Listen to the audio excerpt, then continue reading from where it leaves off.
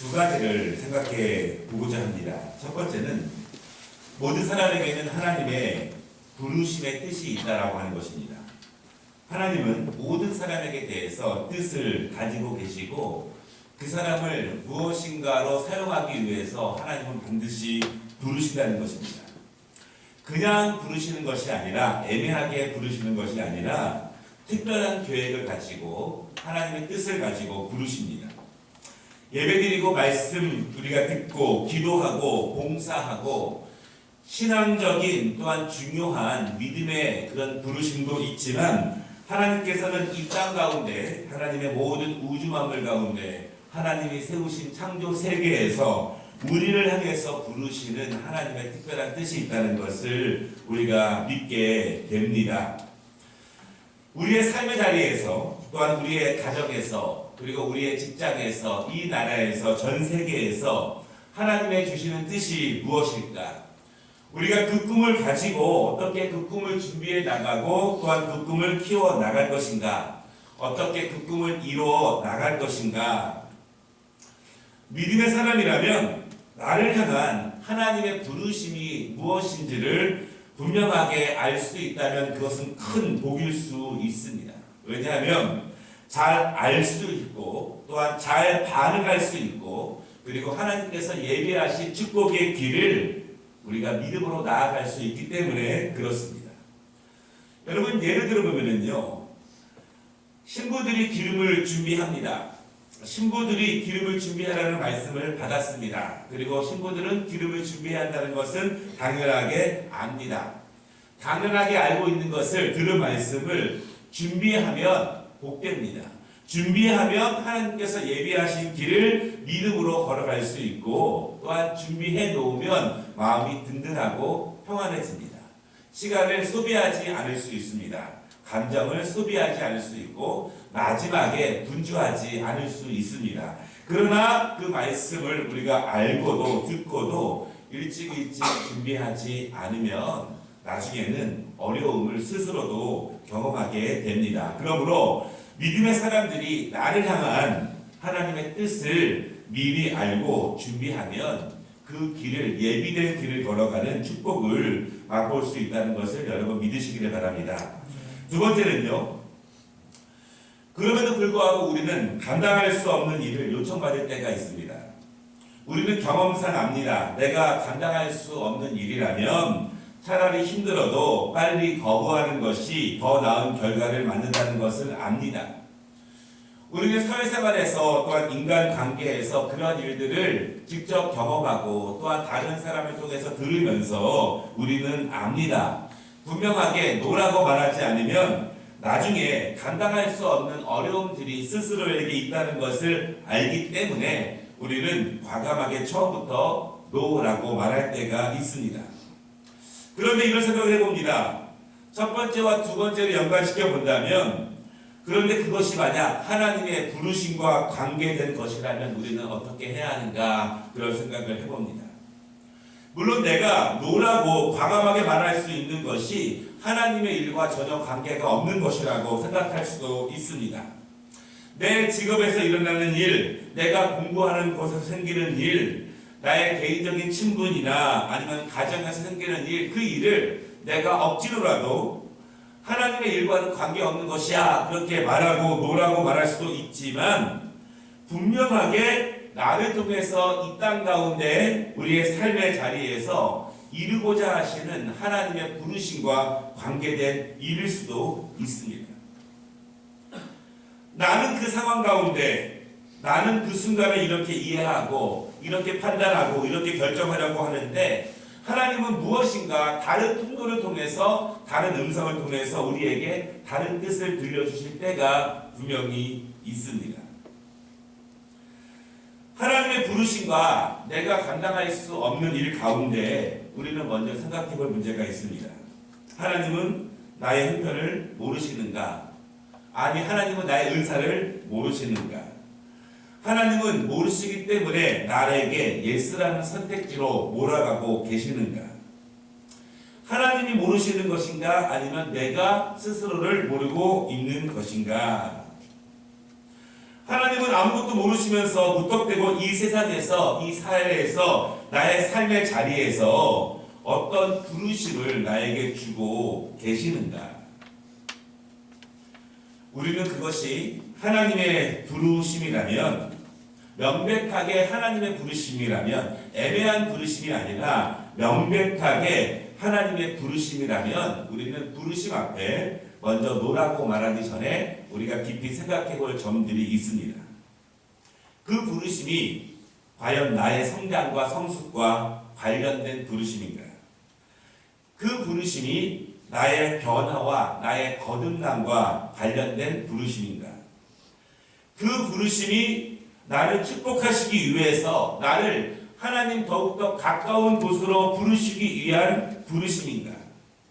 그 부르심이 나를 통해서 내가 있는 그 자리에서 하나님의 영광을 드러내며 예수님을 닮아가게 하려고 하는 하나님의 부르심인가? 그 부르심이 하나님의 뜻을 드러내며 하나님의 정의를 드러내며 하나님의 평화를 실현하며 하나님의 영광을 그 자리에서 나타내시기 위한 부르심인가? 우리는 그 점을 생각해 보아야 합니다. 하나님의 부르심은 이렇습니다. 단지 우리를 높여주시려고, 단지 우리를 유명하게 하시려고, 단지 우리를 잘나게 하시려고, 단지 내가 원하는 그 길을 쉽게 가게 하시려고 하나님이 우리를 부르시는 것은 아닙니다. 하나님은 우리를 향한 총체적인, 전인격적인, 전인생적인 부르심을 하나님은 가지고 계시다라고 하는 것입니다. 하나님의 부르심에 대해서 우리는 어떻게 반응을 해야 할까요? 그것이 명백하게 하나님의 부르심이라면, 명백하게 하나님이 우리를 어떤 길로 부르실 때 그것이 하나님의 부르심이라면, 우리의 길을 인도하시는 분의 길 부르심이라면 우리가 분명히 명심해야 할 것이 있습니다. 그것은 우리가 신앙생활을 하는 내내 하나님의 부르심에 대한 명백한 기준을 잘 세울 필요가 있습니다. 그 기준은요, 하나님의 부르심은 십자가와 연관되어 있습니다. 그리고 하나님의 부르심은 좁은 길과 연관되어 있습니다. 하나님의 부르심은 반드시 그리스도가 그 길을, 십자가를 지고 좁은 길을 걸어가신 것처럼 하나님의 부르심은 반드시 십자가를 지고 좁은 길을 걸어가는 것임을 여러분 믿으시기를 바랍니다. 나를 편안하게, 나를 행복하게, 나를 높게 하시기보다는 우리에게 주어진 십자가를 지어주시면서 좁은 길을 걸어가게 하시는 것, 그것이 동시에 하나님의 세우심이며 하나님의 높이심이며 하나님의 부르심입니다. 우리가 믿고 의지하고 닮고 따라가는 그 예수님은 자기 십자가를 지고 좁은 길을 걸어가심으로써 스스로 하나님의 은혜 가운데 높아지심을 믿으시기를 바랍니다. 그리스도인들에게 세워짐은 바로 자기 십자가와 좁은 길과 필히 연관이 있다라고 하는 것입니다. 그런 의미에서 십자가는 높은 길을 향하고 있습니다.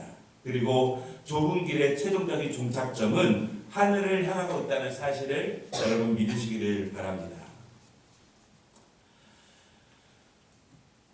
오늘 본문에 보면은요,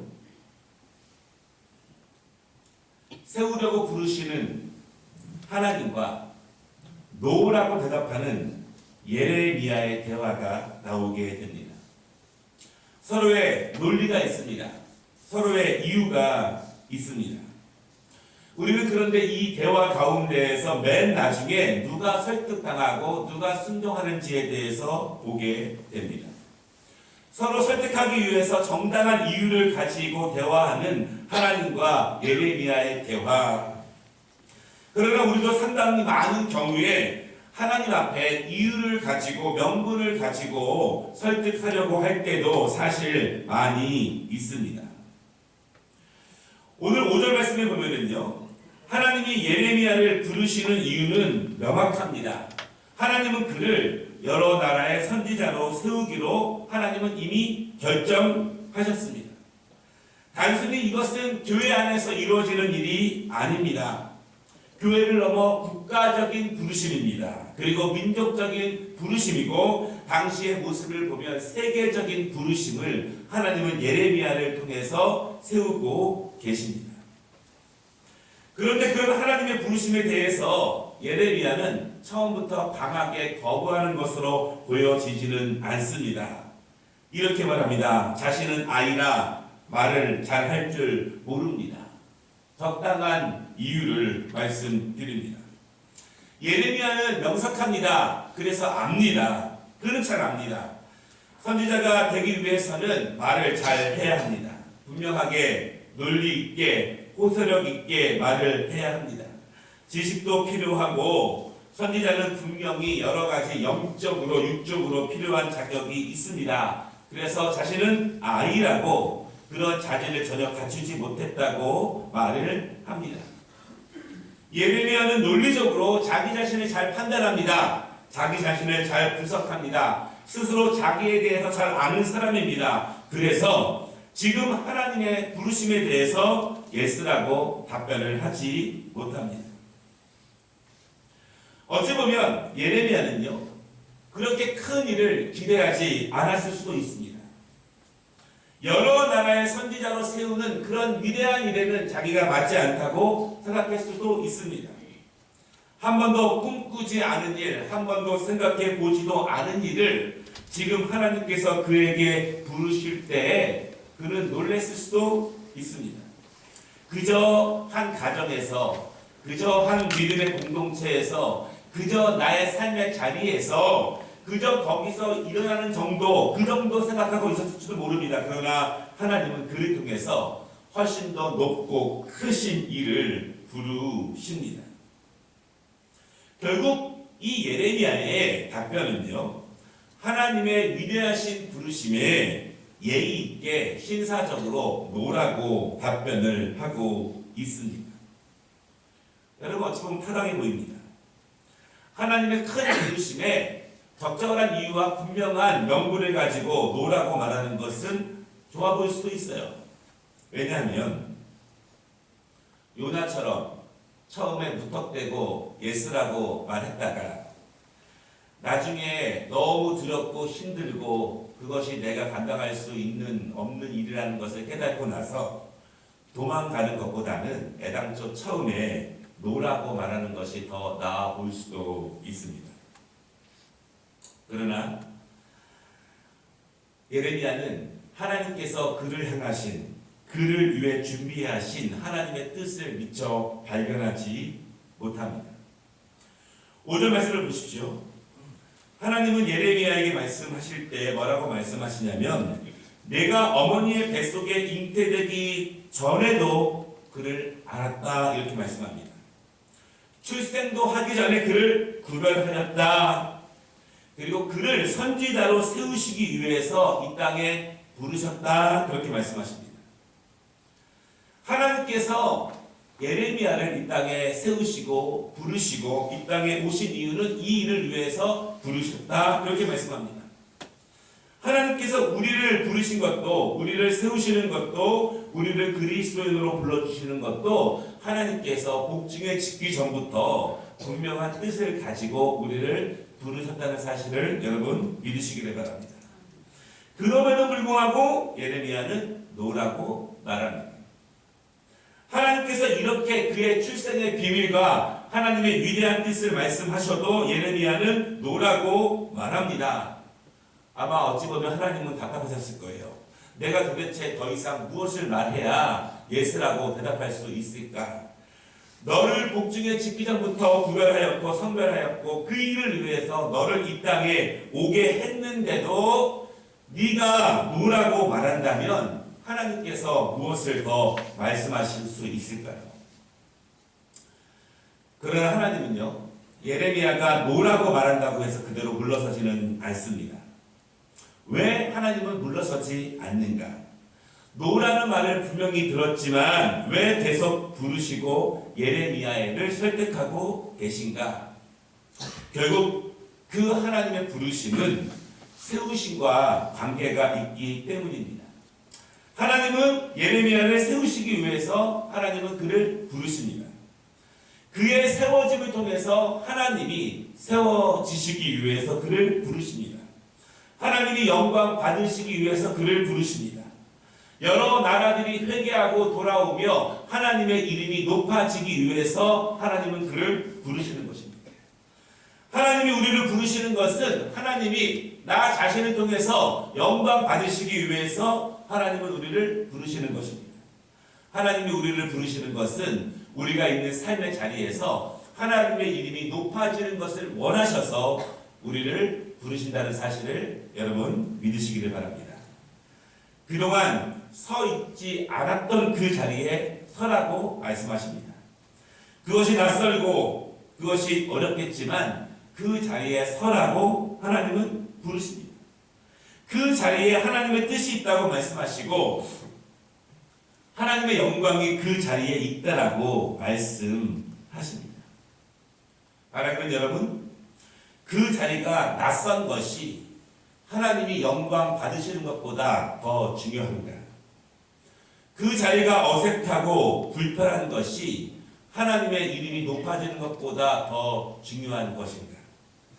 내가 있는 삶의 자리에서 예수의 향기를 나타내며 성령께서 나에게 주시는 감동을 순종으로 나아가게 하는 것, 그것이 나에게 불편하고 어색하고 안 해본 일이고 힘들 수 있지만 하나님이 그 자리에서 나를 통해서 그 일을 통해서 영광 받으시겠다고 말씀하시는 것보다 더 중요한가?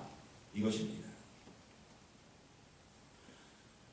우리는 신앙생활 가운데에서 삶의 자리에서 점점 굳어진 것들이 너무나 많이 있습니다. 그래서 우리는 그 너머가 불편합니다. 그 너머가 어색합니다.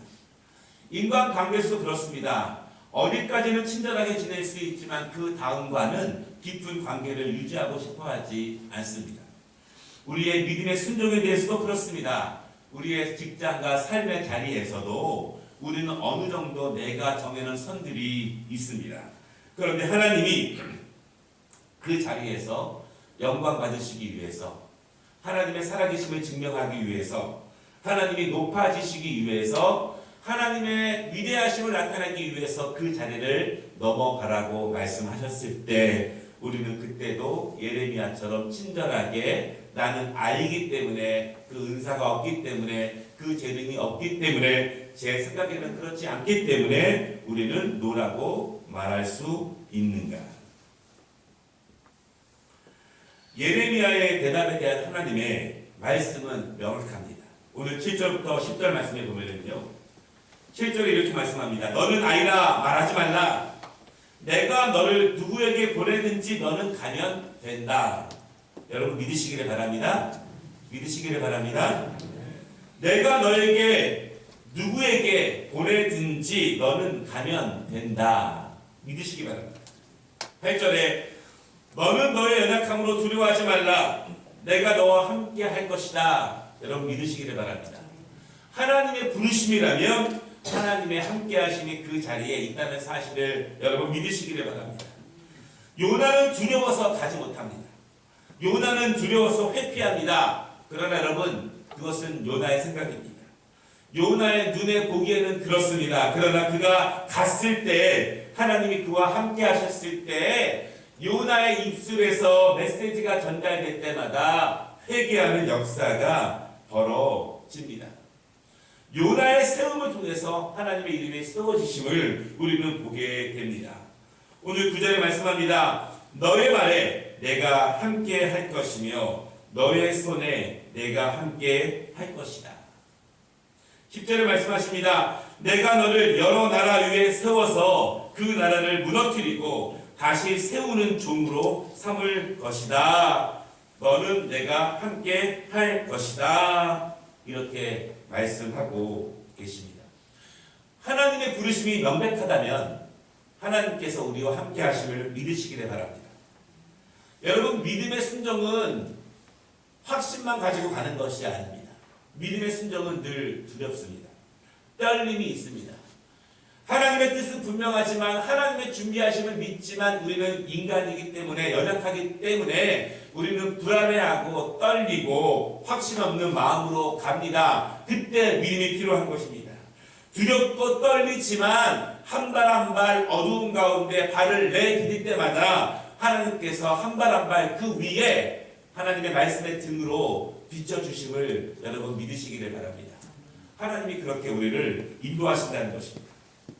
하나님은 오늘 예레미야에게 두 가지를 분명히 말씀하십니다. 첫 번째로 나는 너를 복중에 짓기 전부터 구별하였다. 세우기로 작정하셨다. 하나님의 부르심은 갑자기 이루어지는 일이 아닙니다. 우연도 아닙니다.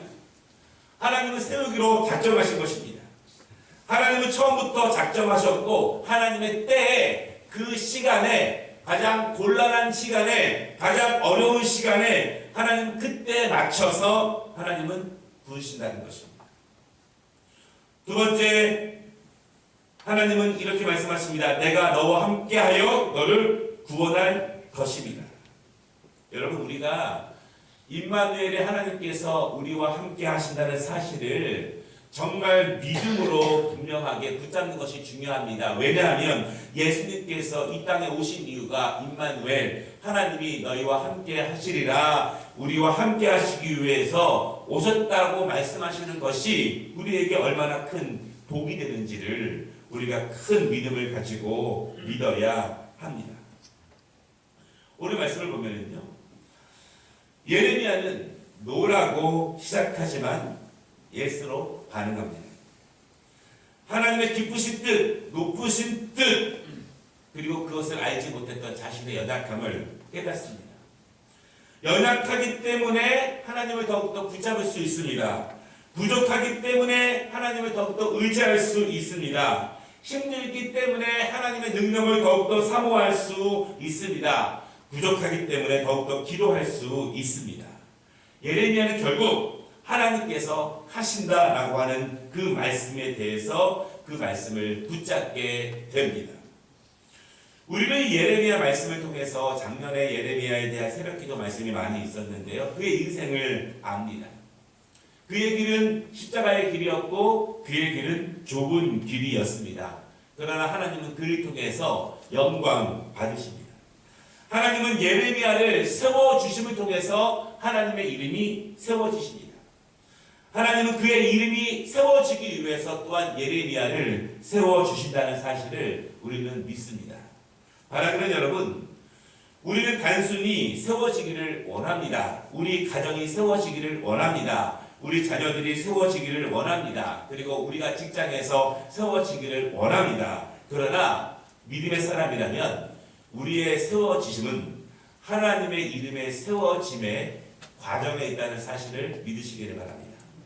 하나님의 영광이 세워지고 하나님의 이름이 세워지는 그 과정으로서 하나님은 우리를 세워주시는 도구와 통로로 사용해 주십니다. 말씀을 마치겠습니다. 하나님은 2020년 우리를 무엇을 위해서 세우시기를 원하실까요? 우리를 통해서 어떠한 영광을 받으시기 원하시기 위해서 우리를 세우실 것인가?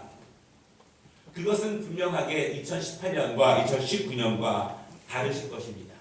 바라기는 하나님, 2019년에 못했던 것들을 기억하기보다는 2020년 하나님 나를 통해서 하나님의 이름이 어떻게 세워지시기를 원하십니까? 하나님 나의 순종을 통해서 하나님의 영광이 우리의 삶의 자리에서 어떻게 세워지시기를 원하십니까를 먼저 기도하시고 먼저 간구하시기를 바랍니다. 우리가 그 일을 분명히 알고 믿고 확신하고 그 하나님의 이름에 세워지심을 위한 순종의 길로 걸어갈 때 2020년이 지나고 나면 하나님이 우리를 세워주셨음을 우리가 고백할 수 있고 간증할 수 있을 것입니다. 바라기는 하나님의 이름에 세워지심을 통해서 우리가 함께 세워지는 은혜가 2020년에 충만하시기를 주님의 이름으로 축원합니다. 우리 함께 찬양 드리겠습니다.